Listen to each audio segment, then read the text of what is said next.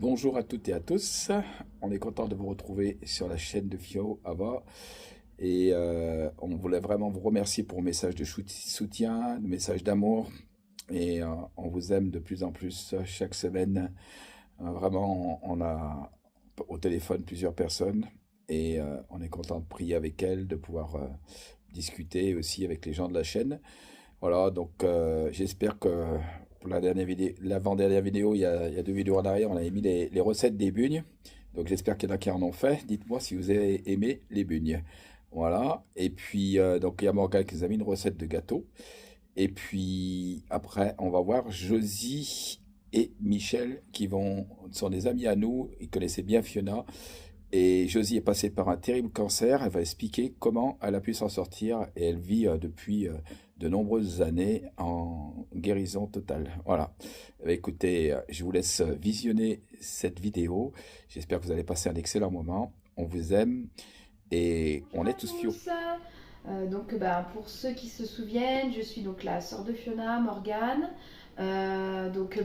Aujourd'hui, je vais juste vous montrer une petite partie d'un gâteau d'anniversaire que je vais faire rectangulaire. Pour ce week-end, pour l'anniversaire de ma fille et de moi-même. Comme on est au mois de mars toutes les deux, on le fête ensemble, voilà. Je vais vous montrer quelques petites parties. Donc pour faire le gâteau, c'est un molly cake au chocolat, fourré avec une ganache montée au chocolat. Et après, il sera décoré avec de la chantilly. Voilà. Donc je vous montre les préparations avec les ingrédients si ça vous intéresse d'essayer un jour. Voilà, en tout cas, c'est très bon et ça passe très très bien. Pour commencer ce gâteau, nous avons besoin donc de cacao non sucré, de la levure et de la farine qu'on met dans un saladier.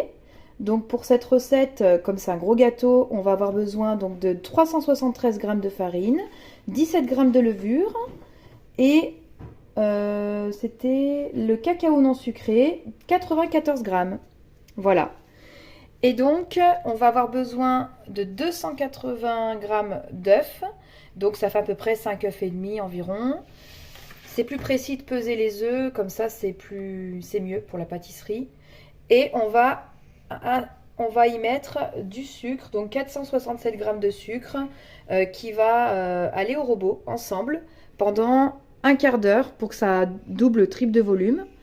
Et pendant ce temps, je vais mettre mon saladier avec mes fouets au congélateur parce qu'après, je vais devoir monter de la crème fouettée pour mettre dans mon gâteau. Pendant que la préparation est en train de monter, donc 5 minutes, 5 bonnes minutes au robot.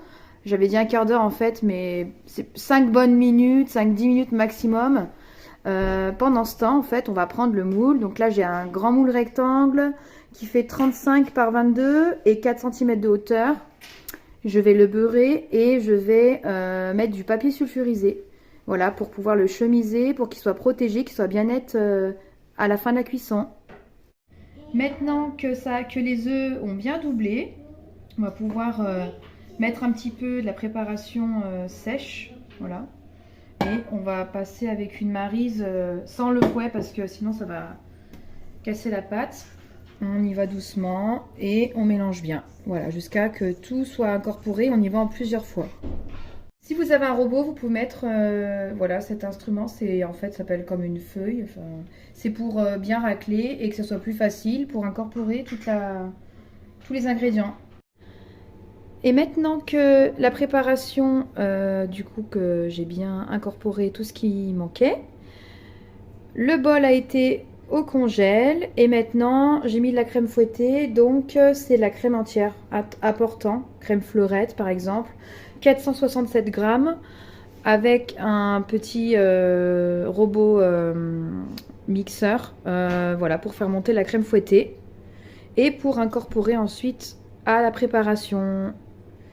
Et j'ai mis le four à préchauffer à 150.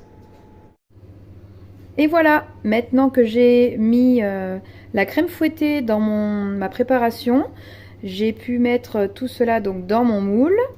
Et maintenant que j'ai fait préchauffer le four à 150 degrés, je vais mettre mon gâteau pendant 50 minutes. Et voilà, le molly cake est prêt. Donc il est bien cuit, hein, il a bien gonflé. Donc voilà, ça va être vraiment très bon. Maintenant, je vais le mettre toute une nuit à refroidir. Et comme ça, demain matin, je pourrais l'ouvrir en deux et monter ma ganache, mettre à l'intérieur et puis le décorer. Et maintenant, on va faire la ganache montée au chocolat au lait, qu'on va mettre à l'intérieur du gâteau. Je vais l'ouvrir en deux et demain et je mettrai ma ganache montée. Donc là, il faudra faire bouillir en fait de la crème entière, toujours crème fleurette. Donc là, j'ai mis 133 grammes pour ma recette. Et je vais faire fondre du chocolat au lait. J'en ai eu pour 265 grammes.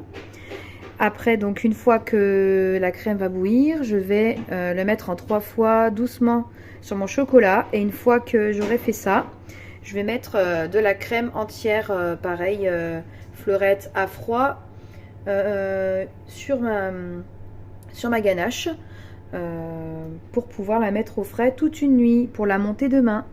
Voilà, et pour la ganache, pour la crème entière froide, j'ai mis 398 grammes. Et voilà, maintenant que j'ai fait ma ganache montée, enfin maintenant elle va reposer toute une nuit au frais, et demain je vais la monter. Donc là je vais la filmer au contact, attention de bien la filmer au contact et non pas sur les bords du bol, pour pas que ça fasse une pellicule et une croûte. Voilà. Comme ça, demain, elle va être toute légère et très aérienne dans le gâteau.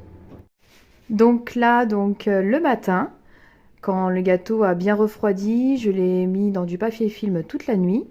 Et là, ce matin, je viens de le couper avec un gros couteau à dents en deux. Alors après, c'est vrai que c'est pas évident d'être toujours bien droit. Donc l'idéal, c'est d'avoir un espèce de... Je sais pas comment on explique ça. Enfin, une grande lame, en fait, qui fait en même temps les deux gâteaux. Enfin, les deux endroits du gâteau. Alors voilà ma ganache montée d'hier, donc ma ganache que j'ai montée donc ce matin et que je viens donc tout simplement d'appliquer sur mon gâteau, voilà, sur la première couche de mon gâteau. Je l'ai juste coupé en deux mon gâteau, je l'ai appliqué bien généreusement et parfois ce qui est bien aussi c'est des fois pour ceux qui aiment mettre des petits morceaux de Kinder, des petits morceaux de... Voilà, tout ce qu'on aime. Et maintenant, je vais refermer mon gâteau, le couvrir un peu avec de la ganache montée, et puis après, je le décorerai. Et voilà, j'ai recouvert mon gâteau. Voilà. Maintenant, il va aller au frais pour figer un peu. Voilà, il faut bien le laisser au frais. Et puis, je me suis servi d'une corne. Voilà, c'est pour faire un petit peu de maçonnerie, on va dire, sur le gâteau, pour que ce soit un peu net. Mais bon, là, voilà, c'est... En gros, hein, parce que c'est pas, il va pas être décoré comme ça. C'est pour le recouvrir, comme il me restait du chocolat, je vais pas gaspiller. Donc on va le mettre au frais pour le décorer après. Et voilà, le gâteau est terminé. Donc du coup, j'ai monté une chantilly au mascarpone avec un petit peu de crème. J'ai mis un peu de sucre glace pour pouvoir la sucrer un peu. Et je l'ai coloré un peu en turquoise, voilà, avec un colorant en gel. Et puis voilà, j'ai fait des petits... Voilà. J'ai laissé aller mon imagination. Naomi voulait des fleurs. Elle voulait mettre sa date de naissance, donc j'ai pas réussi à mettre l'année. Mais voilà, il est terminé, prêt à être mangé. Alors, on va vous laisser avec Josie et Michel. Juste pour vous dire, il y a des personnes qui m'écrivent et me disent « Je voudrais que vous priez pour moi pour tel sujet ». Franchement, j'ai vraiment de la difficulté à prier pour des sujets comme ça dans le vague. Il faut vraiment que je puisse écouter la voix de la personne, que je puisse l'entendre et discuter avec elle après pour que je puisse axer ma prière et fixer ma foi. Donc, je vous laisse mon numéro ou alors laissez-moi votre numéro de téléphone portable pour que je puisse vous rappeler. Voilà. Sinon, je prie très difficilement pour les personnes de façon abstraite parce que souvent vous avez vécu des choses et des fois vous le savez pas et c'est des choses qui peuvent bloquer la prière. Voilà. Donc si je ne vous vois pas ou je vous entends pas, surtout si je vous entends pas, j'arrive très difficilement à pouvoir fixer ma foi et à prier. Je fonctionne comme ça. Voilà. Donc on vous laisse regarder le fabuleux témoignage de Josie et Michel. Bonjour, je m'appelle Josie. Nous connaissons Michel et moi, la famille frère, depuis de nombreuses années, puisque nous avons fréquenté la même église. Nous avons connu Fiona toute petite, qui était une petite fille très espiègle et très mignonne. Et vraiment, cela nous a beaucoup attristés d'apprendre son décès, parce que nous sommes touchés par la maladie, puisque moi-même, j'ai été très gravement malade. Et dans quelques instants, je vous donnerai mon témoignage. Oui, bonjour à tous et à toutes. Donc, moi aussi, donc j'ai connu Fiona dans sa jeunesse, sa toute jeunesse, sa prime jeunesse, on va dire, quand elle était enfant, et puis plus tard dans l'adolescence, mais j'ai pas eu non plus trop d'occasion de la côtoyer, de parler avec elle. Mais c'est vrai, ce que nous avions constaté, c'est que c'était une fille qui est pleine de vie, qui était pleine de vie, qui bougeait vraiment, qui avait quelque chose de très particulier, voilà. Et puis vous avez pu tous le constater sur la chaîne quand vous l'avez suivi.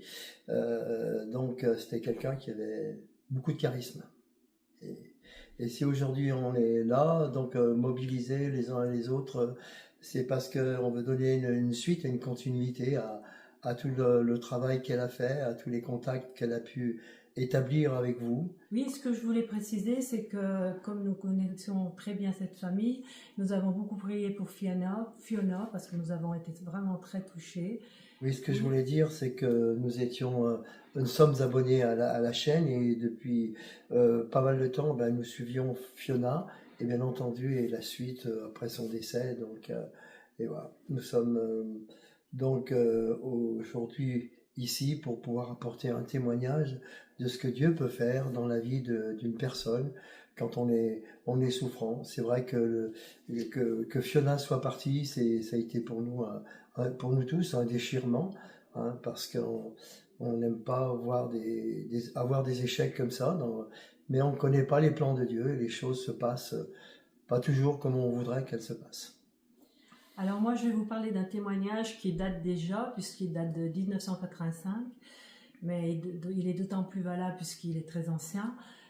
J'ai subi en avril 85, un jour que je revenais, nous étions musiciens avec mon mari, et un jour où l'on revenait d'un concert, j'ai reçu un coup de fil de mon médecin qui avait l'air inquiète, mais qui m'a pas dit tout de suite, donc il a fallu que je passe des examens.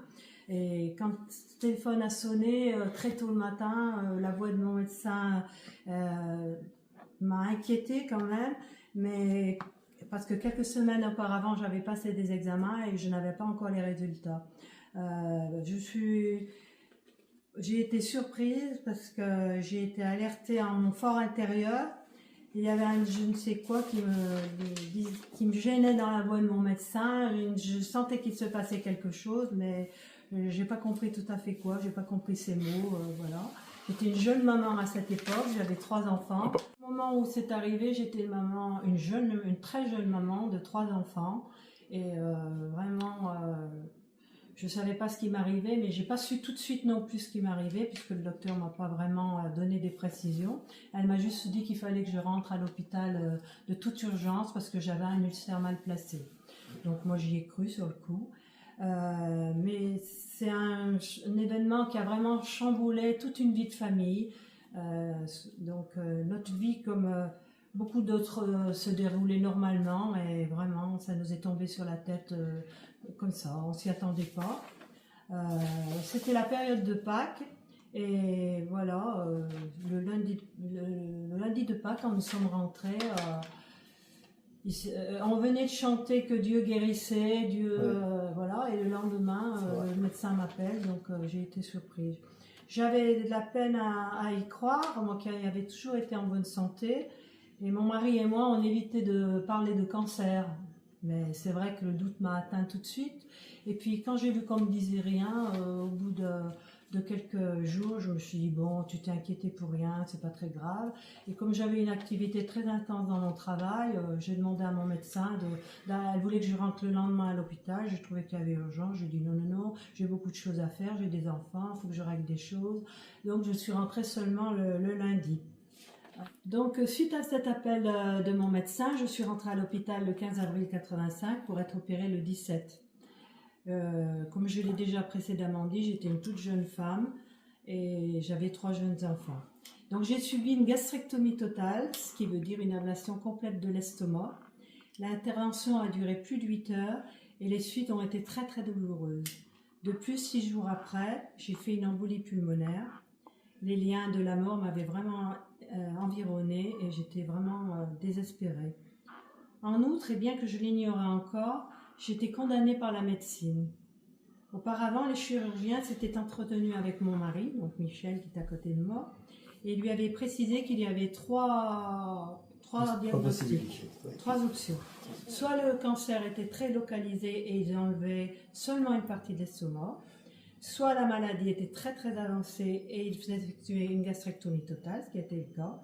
Et la troisième, c'était le carcinome était en phase terminale et il refermait sans rien toucher. Alors j'ai parlé d'une gastrectomie totale. Il faut savoir qu'une gastrectomie totale, c'est l'ablation vraiment complète de l'estomac, c'est-à-dire on ne vous laisse pas, même pas un petit morceau.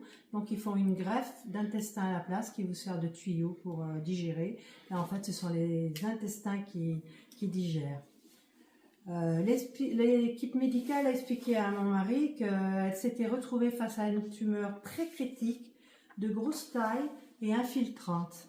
Et que surtout, elle avait constaté, ce qui est très important, c'est un envahissement massif des ganglions cœliaques. Les médecins avaient dû tupeler la face antérieure de l'aorte, donc le cancer n'était pas seulement localisé.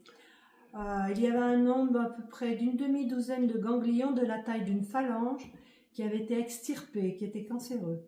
Il s'agissait d'un critère de pronostic très très mauvais à leurs yeux. En réalité, on avait opéré, je l'ai vu sur mon dossier ensuite quand je l'ai demandé, une opération palliative, c'est-à-dire pour pas que je souffre en attendant que je meure.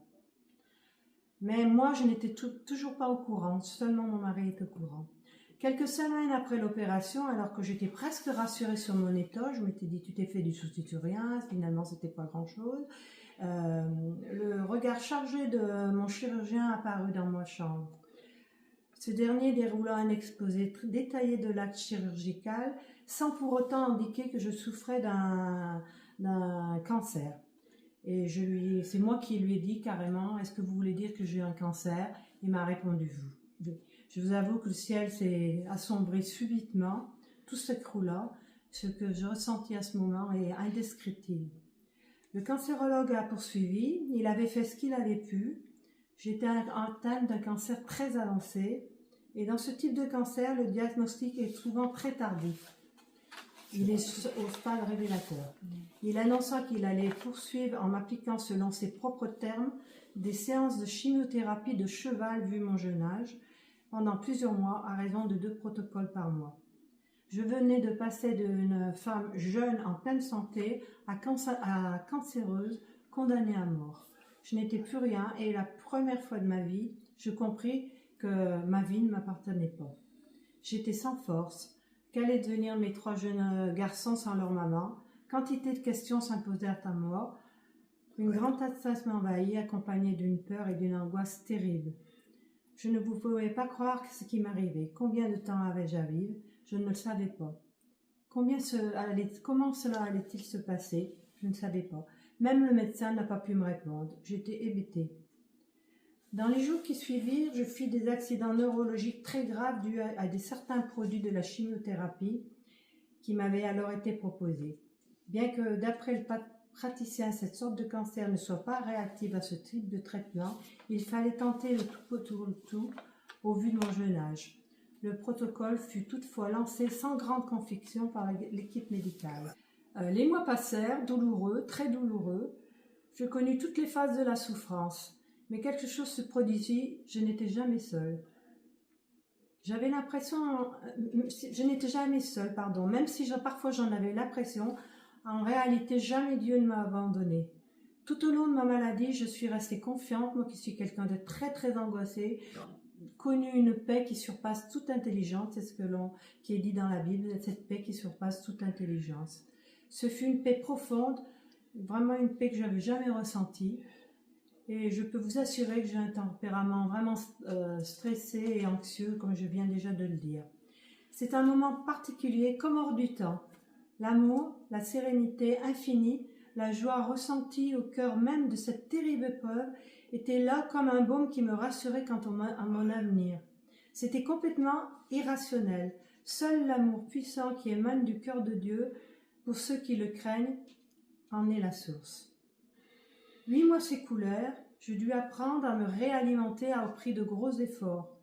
Puis, pour faire le point, toute une batterie d'examens fut ordonnée, radiographie, échographie, IRM, scanner, analyse, et j'en passe. Les résultats, au grand étonnement de mon cancérologue, étaient négatifs. Il décida de pousser plus loin les investigations. Il m'a proposé une laparotomie de contrôle, c'est-à-dire c'est une chirurgie, ils ouvrent bien entendu, ils regardent tous les organes et ils vont piquer sur chaque organe, ils font une biopsie pour aller voir s'il y a des restes de cancer. Quelques jours après, mon médecin apparut dans ma chambre, un large sourire aux lèvres. Aucune cellule cancéreuse n'avait été décelée. J'étais donc assez dire en rémission. Mon cas fut abordé en congrès médical à Montpellier comme étant unique à l'époque dans ce type de cancer. J'aimerais rajouter qu'une rémission qui persiste est une guérison. Les nombreuses années que j'ai eu le bonheur de vivre depuis en sont la démonstration. Notre Dieu est un Dieu qui entend et qui exauce la prière. Tout ne se passe pas toujours de la même façon avec Dieu. Il peut guérir instantanément, mais le processus peut être long parfois, ce qui a été mon cas. Toute proportion gardée, car je n'ai jamais eu de récidive. J'ai pu voir grandir mes enfants, connaître mes petits-enfants. Je bénis Dieu pour cela. Nos enfants traversent cette épreuve chacun à sa façon. Quelques anecdotes me sont restées, mais vous pourrez éventuellement, si ça vous intéresse, les retrouver dans un livre, puisqu'un livre a été écrit sur ce témoignage, mais Xavier pourra vous donner les références. La chimiothérapie m'a rendu extrêmement malade. Tous ceux qui sont malades connaissent ce que c'est la chimiothérapie. Et donc, c'est quelque chose de très très pénible. Pour dire la réaction de mes enfants, j'ai le plus petit qui a été vraiment... c'est celui qui a le plus compris les choses pratiquement. Pourtant, c'était plus petit. C'est lui qui a ressenti vraiment que sa maman était malade. Il était très inquiet. Alors, une fois que j'étais à l'hôpital, sa maîtresse de maternelle a appelé mon mari parce qu'il avait disparu de l'école. Elle l'a cherché de partout. Il avait fait une fugue parce que j'étais partie à l'hôpital. Il avait peur que je ne revienne plus. Avec du recul, parce qu'on ne leur avait pas dit tout de suite à nos enfants. Et je pense qu'avec du recul, il ne faut pas cacher la vérité aux enfants. Il faut leur dire tout de suite vraiment ce qui se passe dans la famille. Mon fils cadet Emmanuel fut accidentellement informé par une dame et il l'a pas du tout apprécié. Il aurait plutôt apprécié que ce soit nous qui lui disions. Mais bon, nous à l'époque on avait peur. C'était pas quelque chose dont on parlait très couramment, le cancer. Maintenant on en parle couramment. Même les médecins ils vous l'annoncent pas comme ça, alors que maintenant ils vous l'annoncent directement. Hein. Et mon fils donc cadet, quand sa maîtresse lui dit comment va ta maman, il dit nickel. Voilà, donc c'était sa façon de percevoir les choses. Était-ce seulement un sentiment? Et quand mon fils aîné m'a posé la question en juillet, parce que j'ai été opérée en avril, il me demande, maman, est-ce que tu risques de mourir? Et je lui dis non, bien sûr, c'est bon, je suis guérie. Alors que j'étais en pleine période où je risquais de mourir. Il m'a cru sur l'instant. Alors je voudrais surtout parler de mon époux qui dira comment il a vécu les choses.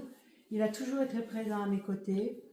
Un soutien indéfectible pendant ces longs mois difficiles malgré les moments effrayants qu'il a traversés et dont nous avons par la suite parlé. Comme je l'ai écrit précédemment, il fut mis au courant de l'extrême gravité de la maladie dont j'étais atteinte par un coup de fil discret de ma généraliste. Ce fut, selon ses propres mots, comme si le ciel lui était tombé sur la tête et qu'il mordait la poussière. Quelques jours auparavant, il déclarait en concert que tout est possible à Dieu. Écrasé par la terrible angoisse de la mort qui me menaçait, il se tourna vers Dieu comme il en avait l'habitude. Il était brisé, sa prière ressemblait au cri d'un animal blessé. Il ne trouvait plus les mots pour exprimer sa détresse. Jusqu'au jour de mon opération, il dut faire face à un ciel d'airain. Aucune réponse ne semblait arriver. Le 17 avril, alors que j'étais en salle d'opération, il vécut un temps particulier. Alors qu'il annonça à mon père la terrible nouvelle et que ce dernier semblait s'effondrer sous le poids de la douleur, il fut envahi soudainement d'une quiétude indescriptible, un apaisement puissant. Il se trouva comme couvert sous une forme de cloche, de sérénité, convaincu que Dieu m'avait miraculé. Cette certitude ne le quitta plus, et à partir de ce moment, il témoigna à qui voulait l'entendre que je serais guéri. Inutile de préciser que mon chirurgien, mon médecin traitant et tout le personnel soignant de l'hôpital eurent droit à ce témoignage de foi. Et même si certains purent penser que la douleur l'égarait, plusieurs furent interpellés. Les semaines, les mois passèrent, les années écoulées depuis ont attesté que la foi en Dieu, c'est-à-dire la confiance que l'on offre à Dieu, est une ancre solide dans les pires tempêtes. Nous sommes en 2024 et malgré certaines séquelles, bien entendu, sans estomac, et les carences qui en s'ensuivent, on peut dire que je suis quelqu'un de très actif. J'ai des responsabilités familiales importantes puisque je suis grand-mère de 5 enfants et 5 petits-enfants, ce qui surprend tout le monde quand j'explique ce qui s'est passé dans ma vie. Je voulais dire aussi que mon église, l'église dans laquelle j'étais, a été vraiment sous le choc parce que je n'avais jamais vu dans cette église une jeune femme atteinte d'un cancer, et toute l'église s'est mise à prier pour moi. Et vraiment, aujourd'hui, je puis dire que je suis vraiment une miraculée, puisque 39 ans après, je suis toujours là devant vous à vous parler de moi. Bien sûr, ça ne se passe pas comme ça pour tout le monde. On a le cas de Fiona, malheureusement. On a beaucoup prié pour elle. Voilà, on ne sait pas pourquoi Dieu fait les choses. Ce n'était pas le temps de Dieu. Je ne peux pas l'expliquer moi-même. Mais voilà, ça s'est passé comme ça pour moi. C'est différent pour d'autres. Voilà. Mais je vous encourage à chercher Dieu, à prier, vraiment quand vous êtes malade, parce que vraiment Dieu peut intervenir.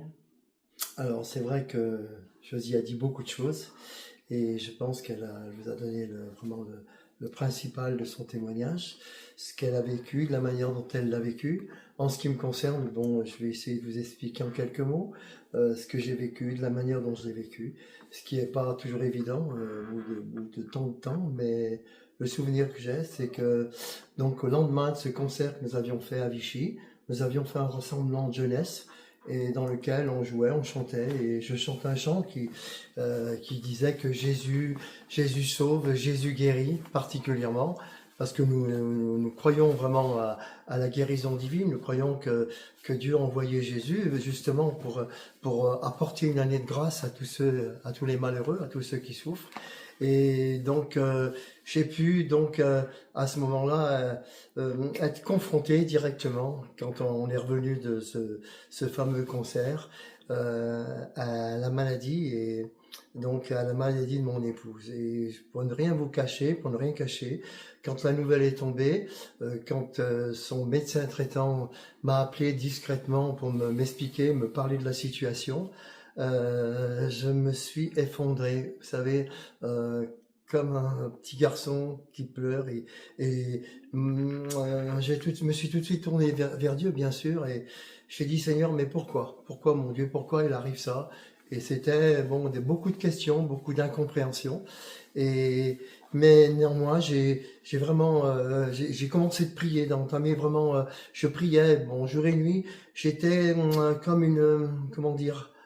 comme au milieu de la mer, de l'océan, dans une grande tempête qui se déchaînait, au milieu, avec une toute petite barque, et je me sentais embarqué dans un domaine que je n'avais jamais connu avant, parce que quand j'avais à l'époque, comme l'a dit mon épouse, nous avions nos 3 enfants, le plus jeune avait 4 ans à l'époque, et c'était vraiment un drame terrible qui tombait sur notre tête, parce que le diagnostic c'était la mort au bout de 6 mois. Il nous avait annoncé donc son médecin traitant, celui qui avait décelé le cancer, et il lui avait accordé 6 mois. Ils avaient dit 6 mois, c'est le maximum de ce qui se produit.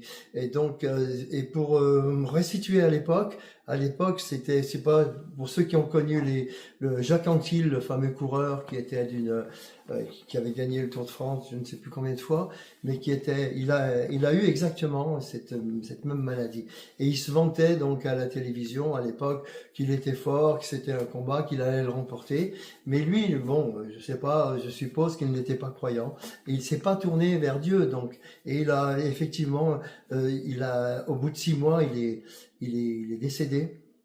Alors, en ce qui concerne mon épouse, donc, nous avons prié et prier, c'est pas le mot. Je veux dire, même au tout départ, j'étais comme effectivement, comme elle l'a dit dans son témoignage, comme un animal blessé et j'hurlais. Quand je priais, j'arrivais plus à avoir des mots cohérents, mais ce que je sais, c'est que Dieu entendait ma voix.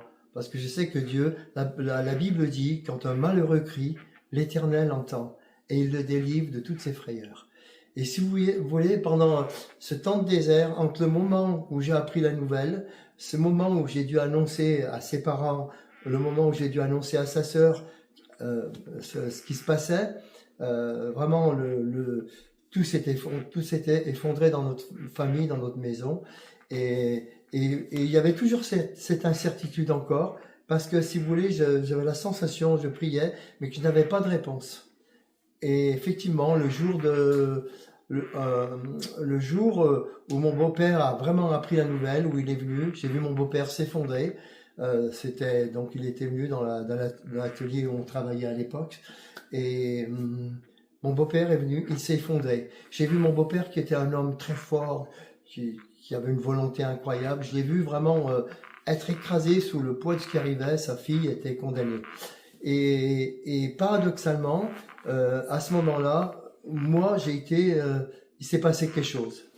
Si vous voulez, Dieu a répondu à ma prière. J'ai senti que Dieu répondait à ma prière. Et c'était le jour de son opération. Et c'est vrai que j'ai ressenti comme une cloche qui descendait sur moi.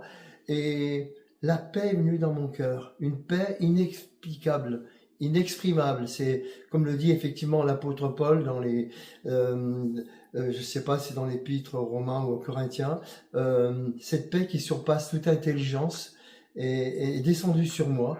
Et de cet instant, je savais que Dieu avait agi et qu'il était intervenu dans la vie de mon épouse. Et c'est vrai, j'ai commencé à donner témoignage aux chirurgiens, à tous ceux qui voulaient bien m'entendre. Je disais que, je leur expliquais, je leur disais que le diagnostic que vous donnez, il est humain, mais rien n'est impossible à Dieu. Et moi, je crois que Dieu l'a guéri, que Dieu va agir et que ça va aller plus loin. Alors c'est vrai que au départ, on a dû me prendre vraiment pour quelqu'un de déséquilibré. Et puis ça peut se comprendre, hein. Donc ça s'est passé ainsi. Mais les semaines et les mois qui ont suivi ont confirmé vraiment que Dieu avait agi et que voilà, que vraiment il avait posé sa main sur ce cancer et qu'il l'avait guéri. Enfin, mon épouse a un verset à vous communiquer, ce qu'elle avait reçu à l'époque. Et je te laisse dire. Oui, moi je voudrais donc encourager toutes les personnes qui sont malades. Rien n'est impossible à Dieu. Il ne faut pas perdre l'espoir. Il faut faire confiance. On ne sait pas ce qui va se passer. Mais voilà, vous pouvez mettre votre vie entre les mains de Dieu. Et moi j'ai un verset qui m'a beaucoup marqué quand j'étais malade. Et je ne l'ai jamais oublié. Je vais vous le laisser sur votre cœur. Alors je vous le lis. Je t'exalte, ô Éternel, car tu m'as relevé. Tu n'as pas voulu que mes ennemis se réjouissent à mon sujet. Éternel mon Dieu, j'ai crié à toi et tu m'as guéri. Éternel, tu as fait remonter mon âme du séjour des morts. Tu m'as fait revivre loin de ceux qui descendent dans la fosse. Je n'ai jamais oublié ce verset et je vous conseille de le relire et de le relire et de le relire. Eh bien, je vous dis, je ne sais pas bien le faire, mais ciao, ciao, ciao, ciao, et on est tous fios.